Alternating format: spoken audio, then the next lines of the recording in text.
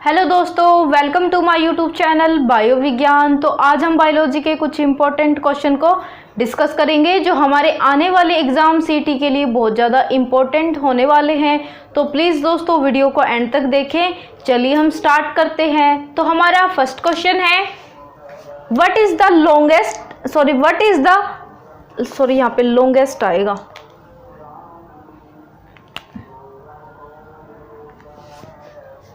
तो हमारा first question है what is the longest part of human alimentary canal. What is the longest part of human alimentary canal. मानव आहार नाल का सबसे बड़ा भाग कौन सा होता है। मानव आहार नाल का सबसे बड़ा भाग कौन सा होता है। ऑप्शन नंबर ए है हमारा ओसियोफेगस, ऑप्शन नंबर बी है हमारा ट्रैकिया, ऑप्शन नंबर सी है हमारा large intestine, option number D है हमारा स्मॉल इंटेस्टाइन। तो हमारा आंसर होगा option number D small intestine. तो ऑप्शन नंबर डी हमारा करेक्ट आंसर होगा स्मॉल इंटेस्टाइन। आप थोड़ा कंफ्यूज हो गए होंगे ना, क्योंकि सबसे बड़ा भाग पूछा गया है तो आपको लगा होगा ये तो स्मॉल है, छोटी आंत है, तो ये कैसे हो सकता है। तो दोस्तों देखिए ये ना लेंथ के अकॉर्डिंग तो सबसे बड़ी होती है, ये कम से कम ये लगभग होती है 6 मीटर के आसपास। जो हमारी छोटी आंत है ना वो लगभग 6 मीटर के आसपास होती है, लेकिन इसका डायमीटर कम होता है। मतलब ये ऐसे ये देखा जाता है यहाँ पे ये वाला जो डायमीटर है ना ये वाला इसका कम होता है, इसलिए इसको स्मॉल इंटेस्टाइन बोला जाता है। और जो लार्ज इंटेस्टाइन है इसका डायमीटर ऐसे मतलब इसका डायमीटर यहाँ से थोड़ा ज़्यादा होता है, तो इसको लार्ज इंटेस्टाइन बोला जाता है। लेकिन इसकी लेंथ देखेंगे ना तो इसकी लेंथ बहुत कम होगी, इसके अकॉर्डिंग इसकी 6 मीटर के आसपास है और इसकी कम है। ठीक है, तो ये डायमीटर से देखा जाता है।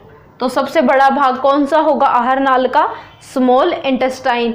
तो हमारा नेक्स्ट क्वेश्चन है digestion process in human body ends.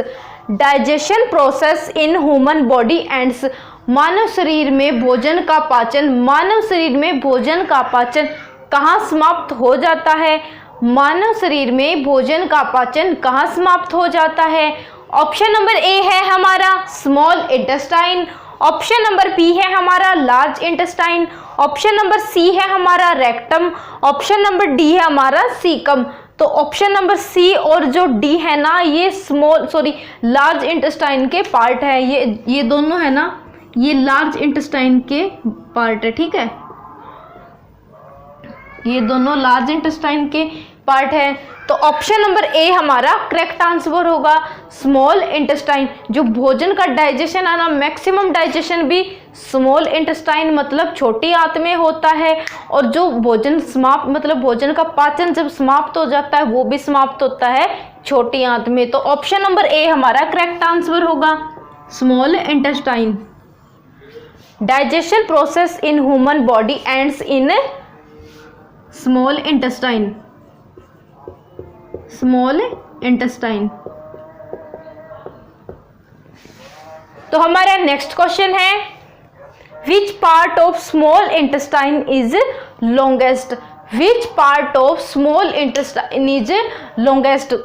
तो ऊपर वाले क्वेश्चन में हमने ये देखा था कि आहार नाल का सबसे बड़ा भाग होता है स्मॉल इंटेस्टाइन में। तो स्मॉल इंटेस्टाइन मतलब छोटी आंत के भी 3 भाग होते हैं। तो ऑप्शन नंबर ए है हमारा ड्यूोडेनम, ऑप्शन नंबर बी है हमारा जेजुनम, ऑप्शन नंबर सी है हमारा इलियम, ऑप्शन नंबर डी हमारा सीकम। तो जो ऑप्शन नंबर ए बी और सी ये होते हैं स्मॉल इंटेस्टाइन मतलब छोटी आंत के 3 भाग।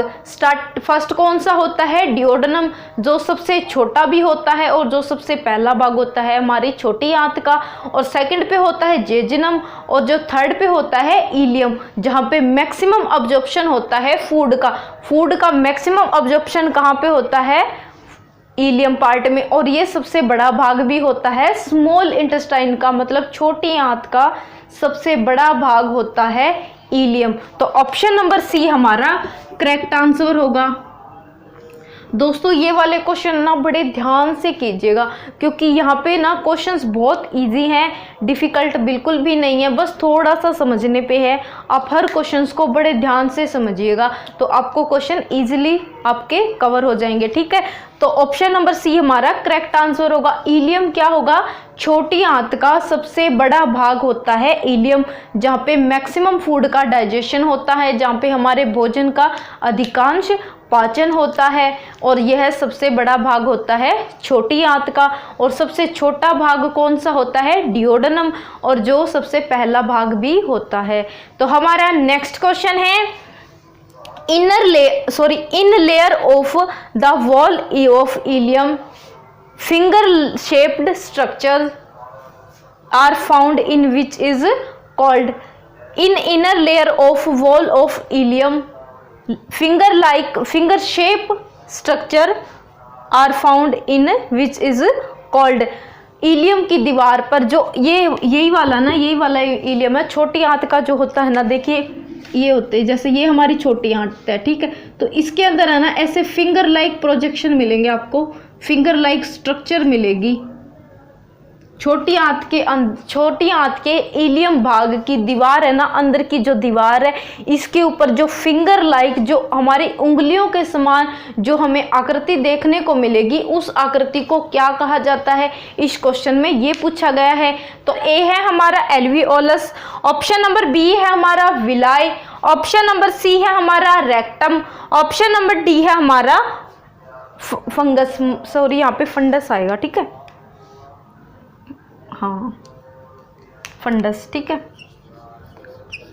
तो ऑप्शन नंबर डी तो हो नहीं सकता क्योंकि ये स्टमक का भाग है, और ऑप्शन नंबर सी भी नहीं हो सकता क्योंकि ये लार्ज इंटेस्टाइन मतलब बड़ी आंत का भाग है। तो ऑप्शन नंबर ए भी नहीं हो सकता क्योंकि ये मेमोरी ग्लैंड्स में पाई जाती हैं। ऑप्शन नंबर बी हमारा करेक्ट आंसर होगा। जो फिंगर लाइक प्रोजेक्शन होती है, जो स्ट्रक्चर होती है ना, जो छोटी आंत में उंगली के समान रचनाएं देखने को मिलती है, उसको विलाई कहा जाता है। जो छोटी आंत की दीवारों के अंदर, इलियम भाग की दीवारों के अंदर जो हमें उंगलियों के समान रचनाएं देखने को मिलती है, उसको विलाई कहा जाता है। तो हमारा नेक्स्ट क्वेश्चन है, what is the main function of villi. यही इसके अंदर पूछा गया है कि नेक्स्ट क्वेश्चन में यही पूछा गया है कि विलाई, देखते हैं हम क्या पूछा गया है। What is the main function of villi present in small intestine, मतलब छोटी आंत के अंदर जो हमारे विलाई प्रेजेंट होती है इलियम पार्ट के अंदर, उन विलाई का कार्य क्या होता है। ऑप्शन नंबर ए है हमारा decrease of objective surface, option number B है हमारा decrease of objective surface, option number C है हमारा digestion of fats, option number D है हमारा डाइजेशन ऑफ प्रोटीन। तो हमारा आंसर होगा option number A, increase of objective surface.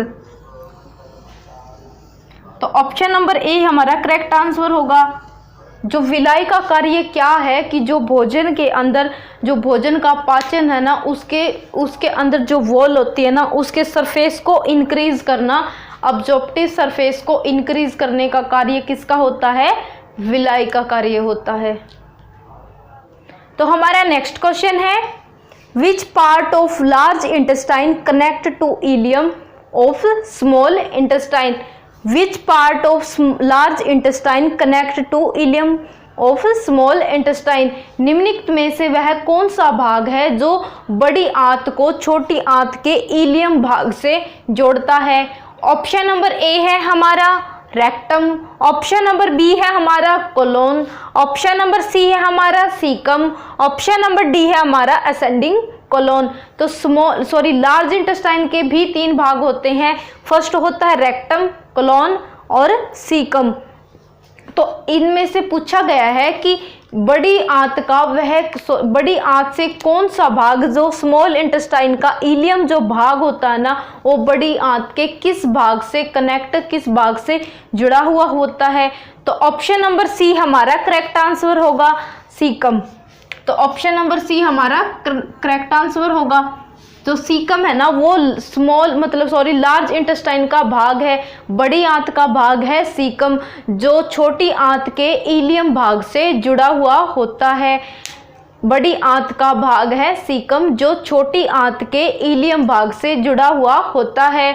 तो हमारा नेक्स्ट क्वेश्चन है, vestigial organ appendix has structure like of a finger is a part of. Finger शब्द आया ना तो आप कंफ्यूज मत होइएगा, क्योंकि ये क्वेश्चन ऐसे सिमिलर आते रहेंगे, आगे भी आते रहेंगे, तो आप कंफ्यूज मत होइएगा। क्योंकि आपने सोचा कि हमने फिंगर लाइक प्रोजेक्शन कहाँ पे पढ़ी थी, स्मॉल इंटेस्टाइन के इलियम भाग में पढ़ी थी, उसके अंदर की दीवारों की तरफ होती है ना वो फिंगर लाइक प्रोजेक्शन, उसको क्या बोलते थे हम, उसको बोलते थे विलाई। लेकिन इसके अंदर थोड़ा अलग है, लेकिन क्वेश्चन थोड़ा सा ना आपको कंफ्यूज कर सकता है। फिंगर देख के आप सीधा विलाई क्लिक नहीं करेंगे, सीधा टिक नहीं करेंगे, आप क्वेश्चंस को ध्यान से पढ़ेंगे कि क्वेश्चन में पूछा क्या गया है। तो vestigial organ appendix has structure like a finger is a part of, इसका भाग पूछा गया है कि जो अवशेषित, जो आपने ये तो सुना होगा ना अपेंडिक्स, अपेंडिक्स का तो सुना होगा कि काफियों को दर्द भी हो जाता है, अपेंडिक्स कहते हैं कि उठाव कर जाती है, ऐसा भी आपने सुना होगा। तो वो किसका भाग होती है और वो किससे जुड़ी होती है? तो देखिए पहले तो मैं बता देती हूँ, अपेंडिक्स कहना ये फिंगर लाइक प्रोजेक्शन होती है, फिंगर लाइक स्ट्रक्चर होता है, और ये जो लार्ज इंटेस्टाइन, जो हमारी बड़ी आंत होती है ना, उसका जो सीकम पार्ट होता है, सीकम और कोलोन, वहाँ पे ये ऑर्गन होता है, वहाँ पे ये वेस्टिजियल ऑर्गन बोलते हैं इसको, ये होता है अपेंडिक्स, वहाँ पे ये पाई जाती है। तो ऑप्शन नंबर ए है हमारा सीकम, ऑप्शन नंबर बी है हमारा कोलोन, ऑप्शन नंबर सी है हमारा रेक्टम, ऑप्शन नंबर डी है हमारा इलियम। तो इलियम में नहीं हो सकती क्योंकि ये स्मॉल इंटेस्टाइन छोटी आंत का भाग है।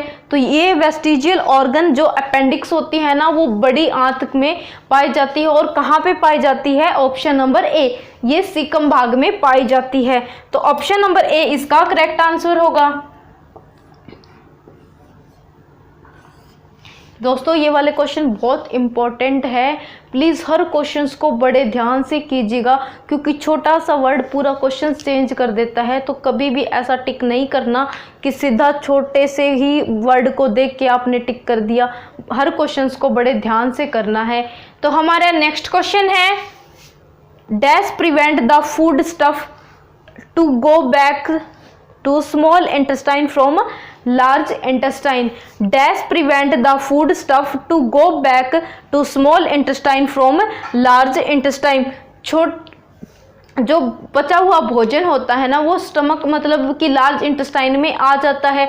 तो लार्ज इंटेस्टाइन से बड़ी आंत से छोटी आंत में भोजन को जाने से कौन सा भाग रोकता है? तो ऑप्शन नंबर ए है हमारा transverse colon, option number B है हमारा ascending colon, option number C है हमारा descending colon, option number D है हमारा इलियोसिकल वॉल्व। तो इलियोसिकल वॉल्व क्या है, पहले तो हम इसको ध्यान से देखते हैं, ठीक है। इलियोसिकल वॉल्व, तो आपको ये इलियो दिख रहा है ना, तो ये आपने वर्ड सुना होगा, क्योंकि ये स्मॉल इंटेस्टाइन का इलियम भाग है ना, ये उसको ही बोला गया है। और जो सीकम है वो भी है, उस बड़ी आंत का जो भाग है सीकम, उसको बोला गया है।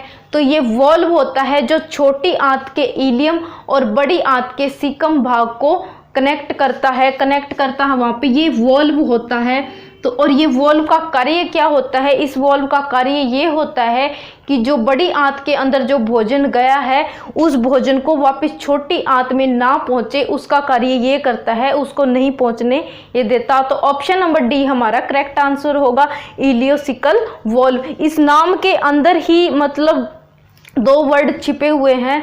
तो इस क्वेश्चन को ध्यान से पढ़ोगे तो अपने आप, अगर आपको स्मॉल इंटेस्टाइन और लार्ज इंटेस्टाइन छोटी आंत और बड़ी आंत के ये पता है कि कितने भाग होते हैं, उनके भाग के नाम याद है, तो इस क्वेश्चन को आप बड़े इजीली सॉल्व कर सकते हैं। तो ऑप्शन नंबर डी हमारा करेक्ट आंसर होगा। तो हमारा नेक्स्ट क्वेश्चन है, which of the following is not a function of large intestine।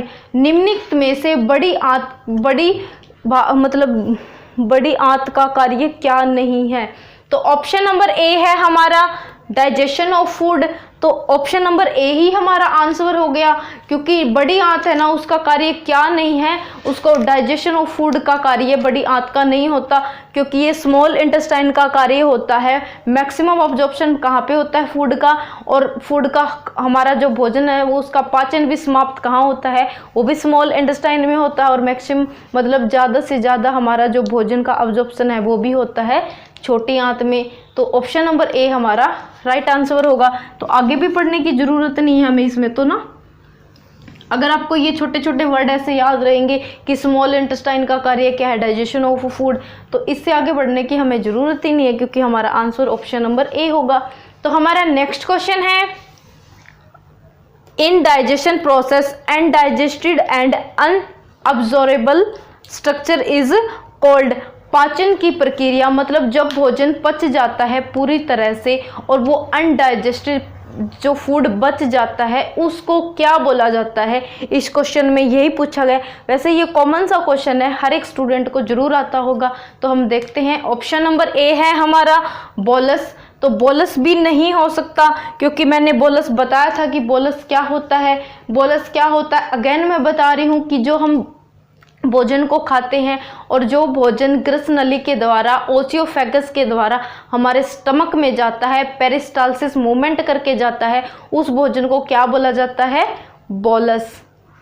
तो ऑप्शन नंबर बी है हमारा काइम। काइम भी मैंने आपको बताया था, अगेन मैं बता रही हूँ। काइम क्या होता है, जो स्टमक से हमारे स्मॉल इंटेस्टाइन मतलब छोटी आंत में जो भोजन जाता है उसका नाम क्या दिया जाता है, काइम।